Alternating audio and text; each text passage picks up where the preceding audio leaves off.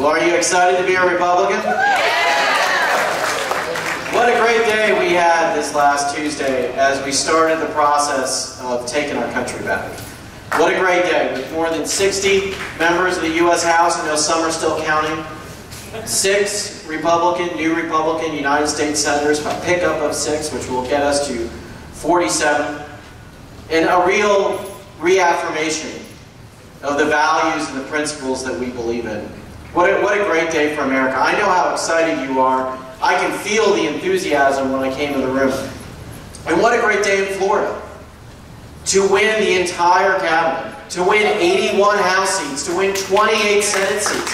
The most conservative Florida legislature that we've ever had.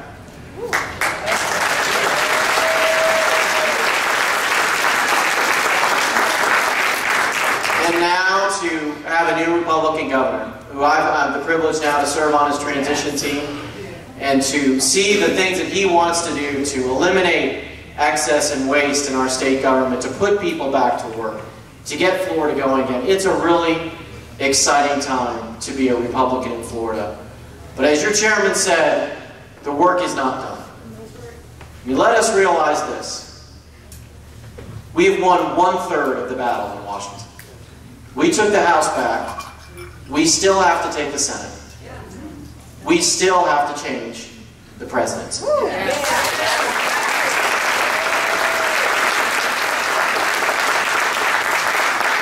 Now, what we always do as Republicans, we can't do again.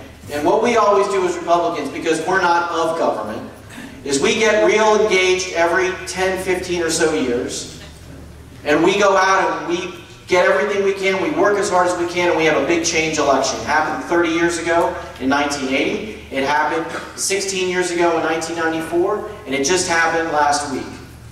And then we go back to our jobs and our families, and we focus on what's really important, and we should. But we can't do that this time. We can't go back and not focus on what we need to change, because we have to change the other 2/3 if we're going to really reclaim our country. It is such a pleasure for me to be here. Mr. Chairman, thank you. I want to recognize your state committee woman, Nancy Riley. I want to recognize your state committee man, Tony DiMatteo, as well as Bill Bunting, my friend from Pasco. They do a great job for you. I want to recognize Deborah Cox-Strausch, our vice chair of the state party, who's doing a great job as well. And all the elected officials. It sounds like you had a great day in Pinellas County as well. God bless you. I'm from Broward. That's like a badge of honor, right? When I was the chairman of the Republican Party in Broward, I was the one-eyed man in the Valley of the Blind. It's tough going, but you have done really good work. And I know things aren't easy here. I know that you've got a very mixed electorate, so you're to be commended, Chairman, and all your leadership team with the achievements that you've gained here, and all of you for working so hard to get it done. I'm in a really fortunate and blessed position. I've had the great opportunity for the last 14 months to be your United States Senator.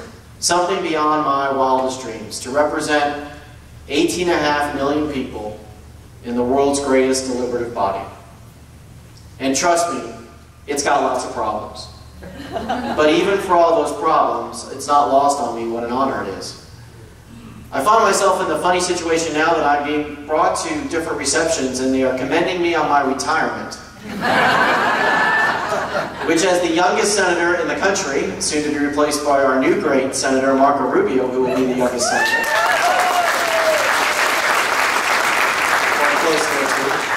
It's strange for me to be going to parties where they're talking about my ending and my retirement and getting my gold watch. But endings make you think about beginnings. And it was just 14 months ago that I had the honor to be selected. And I had about a 2.5-week period to transition into office after Senator Martinez, which is pretty quick. Wow. And one thing I did when I was going through the transition is I visited the Secretary of the Republican Party. Now, you may not know this position, but there is a Secretary of the Senate for the Democrats and the Republicans. And if you watch C-SPAN and you see that dais, there are 2 tables right in front of it on the floor of the Senate. Just simple wooden tables. But at those tables sit the Democratic Secretary and the Republican Secretary.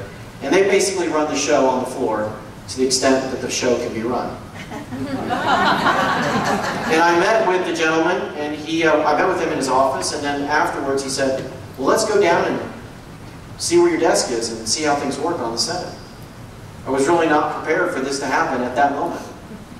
And he walked me down there, and we walked on the ground floor and through the middle doors, and there I was standing on the floor of the United States Senate, looking up at the bust, the statuary of all of the presidents of the Senate, who are the vice presidents of the United States. And the first two you see when you look up above the desk is Jefferson and Adams. And then you look around and you see 100 beautiful wood desks, and there are only 100. And each one of them is more than 100 years old. And behind those desks stood people like Daniel Webster, and Henry Clay, and John Calhoun, and Jack Kennedy, and Harry Truman. And he walked me over to the desk, and he said, this is where you will sit, and this is where you will stand on behalf of your state of Florida. And he showed me how the microphone works, and how you put it in your pocket, and how you address the acting president. Say, Mr. President, I rise on behalf of the great state of Florida. And in that moment, I felt the weight. I felt the responsibility. And I know those of you who are elected have felt this same moment happen to you. There's a certain singular moment anytime someone serves in public office when you realize that the people are relying on you. So I went back to my office and I said to the people that I work with, I want to get 6 years out of 16 months. And I want to do everything I can to espouse the principles of our party and our country and work hard for Florida. And we've really tried to do that. When I first showed up, if I would have been the 55th Republican, I'm not sure they would have given me much to do. But when I showed up, I was the 40th Republican, and we were in the middle of the healthcare debate, which is like showing up at the Alamo. They were like, can you fire this gun? And we spent 23 straight days in a row last December in continuous session. 1 in the morning we had votes, 7 in the morning we had votes, Saturday, Sunday. The most continuous days in session for the United States Senate since the Senate decided to go to World War I. But in that act, in that loyal opposition to what this president and this Democratic Congress were trying to do, we showed the American people that they had gone astray. We showed the American people that their big liberal plans to grow government and push us further into debt were wrong. And because of that, we got the Massachusetts miracle. Scott Brown, a Republican from Massachusetts. And in that win, the seeds were sown for what happened last Tuesday. It's been an amazing process for me. I've watched Florida suffer, and I don't need to tell you how tough things are. Nearly 12% unemployment. Number 1 behind on our mortgage payments. Nancy knows these statistics. Just recently, when you think things are getting better, down where I'm from in Southeast Florida, the third quarter of the year, mortgage foreclosures up 25% over the quarter before. If you think about all the people who are unemployed and underemployed, meaning they don't have enough of a job and now they're working 2 or 3 jobs and not even making as much as they used to make. If you walk down the street and you see a person of working age, 1 in 5 people don't have a job or don't have enough of a job.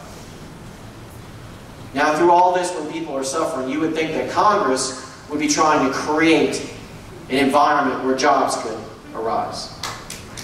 I introduced legislation to cut the payroll tax. Let's cut the taxes for every worker in this country. Let's cut the taxes for every job creator so they can hire more workers.